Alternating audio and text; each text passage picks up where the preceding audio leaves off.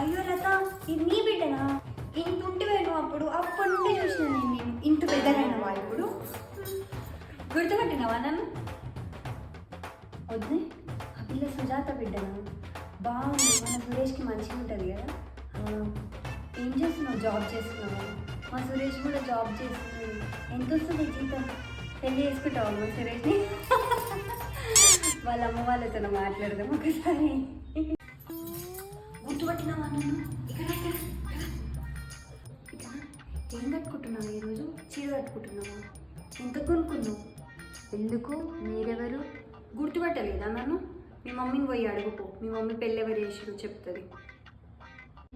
ఏందిరా పలకరియడం ఏం లేదా? పెద్దోళ్ళు అయిపోయినరు బాగా, ఏడవలకరిస్తారు, పైసలు సంపాదిస్తారు కదా. గుర్తురారా? మర్చిపోయినారు కదా మమ్మల్ని, మర్చిపోతారు.